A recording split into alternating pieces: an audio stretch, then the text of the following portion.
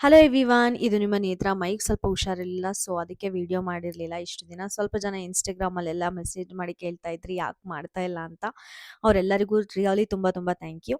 ಇನ್ನು ಇವಾಗ ಸ್ವಲ್ಪ ಬೆಟರ್ ಆಗಿದ್ದೀನಿ, ಸೊ ವಿಡಿಯೋ ಮಾಡೋಣ ಅಂತ ಅನ್ನಿಸ್ತು. ಮಧ್ಯಾಹ್ನ ಪ್ರೋಮೋ ಬಿಟ್ಟಿರೋದು ಸ್ವಲ್ಪ ಇಂಟ್ರೆಸ್ಟಿಂಗ್ ಆಗಿ ಕೂಡ ಅನ್ನಿಸ್ತು. ಬೆಳಿಗ್ಗೆ ಪ್ರೋಮೋ ಅಂತೂ ಸಿಕ್ಕಾಪಟ್ಟೆ ಕಾಮಿಡಿ ಇತ್ತು.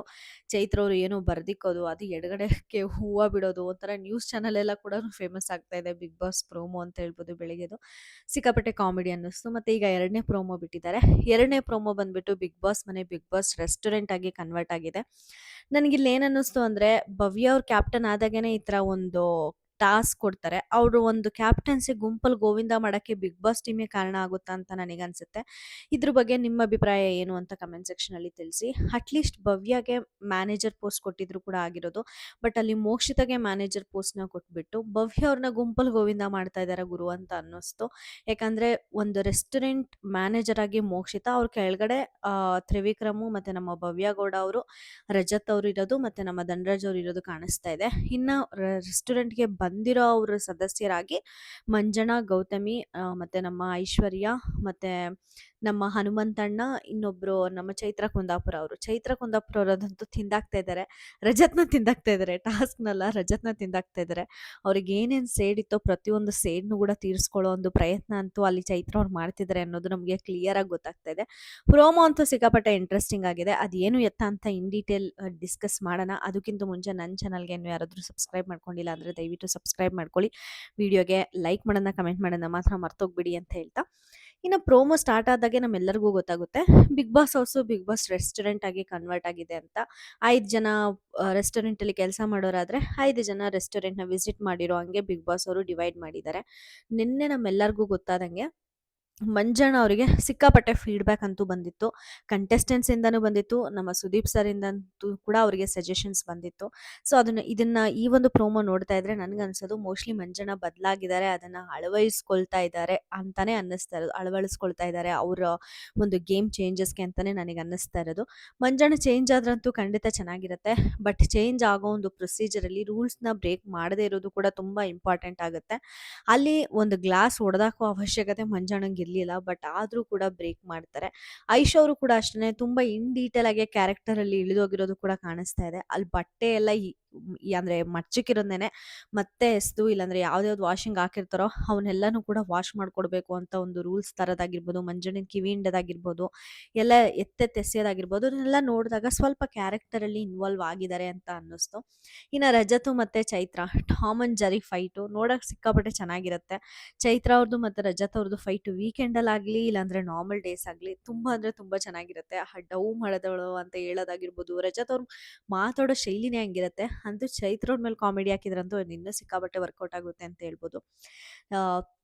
ಚೈತ್ರ ಅವರು ಬೇಕು ಅಂತಲೇ ನೀರನ್ನ ಚೆಲ್ಲಿ ರಜತ್ ಅವ್ರ ಹತ್ರ ಕ್ಲೀನ್ ಮಾಡಿಸೋದಾಗಿರ್ಬೋದು, ಜಾಮ್ನವ್ರ ಬಟ್ಟೆಗೆ ತಟ್ಟೋದಾಗಿರ್ಬೋದು, ಅಲ್ಲಿ ಕೋಪ ಎಷ್ಟು ಬರ್ತಾ ಇದೆ ರಜತ್ ಅವ್ರಿಗೆ ಅನ್ನೋದು ನಮಗೆ ಕ್ಲಿಯರಾಗಿ ಗೊತ್ತಾಗ್ತಾ ಇದೆ. ಅದನ್ನೆಲ್ಲ ಕಂಟ್ರೋಲ್ ಮಾಡಿಕೊಂಡು ಚೈತ್ರ ಅವ್ರನ್ನ ಕಾಟನ ಹೆಂಗೆ ತಡ್ಕೊಳ್ತಾರೆ ಅನ್ನೋದು ನೋಡೋಕ್ಕೆ ಈ ವಾರ ಸಿಕ್ಕಾಪಟ್ಟೆ ಎಕ್ಸೈಟ್ಮೆಂಟ್ ಆಗಿದೆ. ನನಗಂತೂ ಎಕ್ಸೈಟ್ ಆಗಿದ್ದೀನಿ. ಮತ್ತು ಸುದೀಪ್ ಸರ್ ಹೇಳಿದರು ರಜತ್ ಅವರಿಗೆ, ಚೈತ್ರ ಅವ್ರನ್ನ ನೀವು ನಗಿಸ್ತಾನೆ ಇರಬೇಕು ಅಂತ. ಇಲ್ಲಿ ಆ್ಯಕ್ಚುಲಿ ರಜತ್ ಅವ್ರು ನಗ್ಸೋದು ಬೇಡ, ಚೈತ್ರ ಅವರೇ ರಜತ್ ಅವ್ರ ಜೊತೆ ಹಾಡ್ಕೊಂಡು ನಗ್ತಾರೆ ಅಂತ ಹೇಳ್ಬೋದು. ಈ ವಾರ ಈ ಸಲ ಟಾಸ್ಕ್ ಫಾರ್ಮ್ ಮಾಡಿರೋದು ಹಂಗಿದೆ. ಮತ್ತು ಮಂಜಣ್ಣ ಈ ಕಡೆ ನಮ್ಮ ಮೋಕ್ಷಿತ್ ಅವ್ರ ಮೇಲೆ ಗರಂ ಆಗೋದು ಕೂಡ ತೋರಿಸ್ತಾರೆ. ಅಂದರೆ ಅಷ್ಟೊಂದು ದೊಡ್ಡ ದೊಡ್ಡ ಮಾತುಗಳು ಬೇಕಾಗಿರಲಿಲ್ಲ ಅಂತ ಅನ್ನಿಸ್ತು. ಈ ಥರ ಒಂದು ಟಾಸ್ಕ್ನ ಒಂದು ಕಾಮಿಡಿಯಾಗೂ ಕೂಡ ತೊಗೊಂಡೋಗ್ಬೋದಾಗಿತ್ತು ಮಂಜಣ್ಣ. ಯಾಕಂದರೆ ಅಲ್ಲಿ ಎಂಟರ್ಟೈನ್ಮೆಂಟೇ ಮಾಡಲ್ಲ ಅಂತ ಭವ್ಯಾಗಾಗಿರ್ಬೋದು, ಮೋಕ್ಷಿತಾಗಿರ್ಬೋದು, ತ್ರಿವಿಕ್ರಮ್ಗಾಗಿರ್ಬೋದು, ಇವರೆಲ್ಲರಿಗೂ ಜನ ಅಲ್ಲಿ ಬಿಗ್ ಬಾಸ್ ಕಂಟೆಸ್ಟೆಂಟ್ಸ್ ಹೇಳಿ ಹೇಳಿ ನಾಮಿನೇಟ್ ಮಾಡೋಂಥದ್ದು ಇದೆ.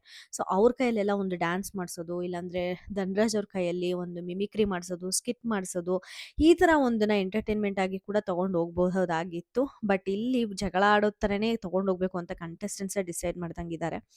ಮೋಕ್ಷಿತಾ ಮ್ಯಾನೇಜರ್ ಆಗಿದ್ದಾರೆ. ಖಂಡಿತ ನನಗೆ ಇಲ್ಲಿ ಭವ್ಯಗೌಡ ಅವ್ರಿಗೆ ಒಂದು ಸ್ವಲ್ಪ ಪ್ರಿಫರೆನ್ಸ್ ಕೊಡಬೇಕಾಗಿತ್ತು ಅಂತ ಅನ್ನಿಸ್ತು. ಆ್ಯಸ್ ಎ ಕ್ಯಾಪ್ಟನ್ ಅವ್ರಿಗೇನು ಪ್ರಿಯಾರಿಟಿನೇ ಇಲ್ವಾ ಅಂತ ಅನ್ನಿಸ್ತು. ನೋಡಬೇಕು ಬಿಗ್ ಬಾಸ್ ಅವರು ಭವ್ಯ ಅವ್ರಿಗೆ ಏನಾದರೂ ಪ್ರಿಯಾರಿಟಿಯಾಗಿ ಟಾಸ್ಕ್ ಏನಾದರೂ ಕೊಟ್ಟಿದ್ದಾರಾ, ಇಲ್ಲಾಂದರೆ ಯಾವುದಾದ್ರೂ ಒಂದು ಅಧಿಕಾರನ ಕೊಟ್ಟಿದ್ದಾರಾ ಅಂತ. ನನಗೆ ಅವ್ರಿಗೇನಾದರೂ ಕೊಟ್ಟಿದ್ರೆ ಬೆಟರು ಅಂತ ಅನ್ನಿಸ್ತೆ. ಇನ್ನು ಮೋಕ್ಷಿತ್ ಅವರು ಮ್ಯಾನೇಜರ್ ಆಗಿರೋದ್ರಿಂದ ಮೋಕ್ಷಿತ್ ಅವ್ರಿಗೆ ಬಟ್ಟೆ ಒಗಿಸ್ಕೊಡಿ ಅಂತ ಮಂಜಣ್ಣ ಅವ್ರು ಕೇಳೋದು. ಅದಕ್ಕೆ ಮೋಕ್ಷಿತ್ ಅವ್ರು ಇದ್ಬಿಟ್ಟು ಬಟ್ಟೆ ಎಲ್ಲ ನಾವು ಒಕ್ಕೊಡಲ್ಲ ಅಂದಾಗ, ಅಲ್ಲಿ ಸರ್ವಿಸ್ ಯಾವುದಿರುತ್ತೋ ಅದೇ ನಾವು ರೆಸ್ಟೋರೆಂಟಲ್ಲಿ ಸರ್ವಿಸ್ ಎಕ್ಸ್ಪೆಕ್ಟ್ ಮಾಡ್ಬೋದು ಅಲ್ವಾ. ಹೀಗೆಲ್ಲ ಆಡಿದ್ರೆ ರೆಸ್ಟೋರೆಂಟಲ್ಲಿ ಯಾರು ಸಹಿಸ್ತಾರೆ ಹೇಳಿ ಅಲ್ವಾ. ಸೊ ಹಂಗಿರ್ಬೇಕಾದ್ರೆ ಇಲ್ಲೇನು ಕತೆ ಕಾಯಕ್ಕಾಗಿದ್ದೀರಾ ನೀವು ಮ್ಯಾನೇಜರ್ ಅನ್ನೋದು, ಮತ್ತೆ ಅದಾದ್ಮೇಲೆ ತಲೆಯಲ್ಲಿ ಏನಾದರೂ ಲದ್ದಿ ಇಟ್ಕೊಂಡಿದ್ದೀರಾ ಅನ್ನೋದು, ಇದೆಲ್ಲ ಒಂಥರ ಲದ್ದಿ ಅಲ್ಲ, ಸಾರಿ, ಜೇಡಿ ಮಣ್ಣು ಅನ್ಸುತ್ತೆ. ಜೇಡಿ ಮಣ್ಣು ಇಟ್ಕೊಂಡಿದ್ದೀರಾ ಅಂತೆಲ್ಲ ಮಾತಾಡೋದು, ಇದೆಲ್ಲಾನು ಒಂದು ಸ್ವಲ್ಪ ಅತಿರೇಕದ ಮಾತುಗಳು. ಮಾತುಗಳನ್ನ ಒಂದು ಕಡೆ ಓಕೆ ಬಿಡು, ಒಂದು ಟಾಸ್ಕಲ್ಲಿ ಮುಳುಗೋಗಿ ಆ ಥರ ಮಾಡಿದ್ದಾರೆ ಅಂತ ಅನ್ಬೋದು. ಬಟ್ ಧನರಾಜ್ ಅವರು ಅವ್ರಿಗೆ ಸರ್ವಿಸ್ ಕೊಡಕ್ಕೆ ಬಂದಾಗ, ಒಂದು ನೀರೋ ಒಂದು ಸೋಡಾನೋ ಏನೋ ಒಂದು ಕೊಡಕ್ಕೆ ಬಂದಾಗ, ಬಿಗ್ ಬಾಸ್ ಪ್ರಾಪರ್ಟಿನೂ ಅಂತ ನೋಡ್ದೇನೆ ಅದನ್ನ ಹೊಡೆದಾಕ್ತಾರೆ. ಡೆಫಿನೆಟ್ಲಿ ಇದಕ್ಕೆ ಖಂಡಿತ ಪನಿಷ್ಮೆಂಟ್ ಇರುತ್ತೆ. ಯಾರ್ಯಾರು ಗೆಸ್ಟಾಗಿ ಬಂದಿದ್ದಾರೋ ಅವ್ರ ತಂಡಕ್ಕೆ ನನಗನ್ಸೋ ಪ್ರಕಾರ ಮೋಸ್ಟ್ಲಿ ಯಾರ್ಯಾರು ಸರ್ವಿಸ್ ಮಾಡಕ್ ನಿಂತಿದ್ದಾರೆ ಮ್ಯಾನೇಜರು ಮತ್ತು ಅವ್ರ ತಂಡ, ಅವರಿಗೆ ಪನಿಷ್ಮೆಂಟ್ ಅಪ್ಲಿಕೇಬಲ್ ಆಗಲ್ಲ. ಬಟ್ ಯಾರ್ಯಾರು ಅಲ್ಲಿ ಕಂಟೆಸ್ಟೆಂಟ್ ಹೋಗಿದ್ದಾರೋ ಅವ್ರಿಗೆ ಡೆಫಿನೆಟ್ಲಿ ಅವ್ರ ಟೀಮ್ಗೆ ಒಂದು ಪನಿಷ್ಮೆಂಟ್ ಅಂತ ಬಿಗ್ ಬಾಸ್ ತಂಡದಿಂದ ಸಿಕ್ಕೇ ಸಿಗುತ್ತೆ. ಬಟ್ ಒಂದು ಖುಷಿ ಏನು ಅಂದರೆ ಮಂಜಣ್ಣ ಇಸ್ ಬ್ಯಾಕ್ ಅನ್ನೋದು ನಮಗೆ ಕ್ಲಿಯರಾಗಿ ಗೊತ್ತಾಗ್ತಾ ಇದೆ. ನೋಡಬೇಕು ಅವ್ರು ಅವರಲ್ಲಿರೋ ಫೈರ್ನ ಹಿಂಗೆ ಜಾಸ್ತಿ ದಿನದವರೆಗೂ ತೊಗೊಂಡೋಗ್ತಾರೆ, ಇಲ್ಲಾಂದರೆ ತುರ್ಸ್ ಪಟಾಕಿ ಆಗೋಗುತ್ತಾ ಅಂತ. ಪ್ರೋಮೋ ನೋಡೋಕ್ಕೆ ಇಂಟ್ರೆಸ್ಟಿಂಗ್ ಆಗಿದೆ, ಎಪಿಸೋಡ್ ಕೂಡ ಚೆನ್ನಾಗಿರುತ್ತೆ ಅಂತ ಅನ್ಕೊಳ್ತಾ ಇದ್ದೀನಿ. ನಿಮ್ಗೆ ಏನು ಅನ್ನಿಸ್ತು ಈ ಪ್ರೋಮೋ ನೋಡಿ ಅಂತ ನನಗೆ ಕಮೆಂಟ್ ಸೆಕ್ಷನಲ್ಲಿ ತಿಳಿಸಿ. ವಿಡಿಯೋ ಇಷ್ಟ ಆದರೆ ದಯವಿಟ್ಟು ಲೈಕ್ ಮಾಡಿ ಅಂತ ಹೇಳ್ತಾ ನಾನು ವಿಡಿಯೋನ ಮುಗಿಸ್ತಾ ಇದ್ದೀನಿ. Thank you so much.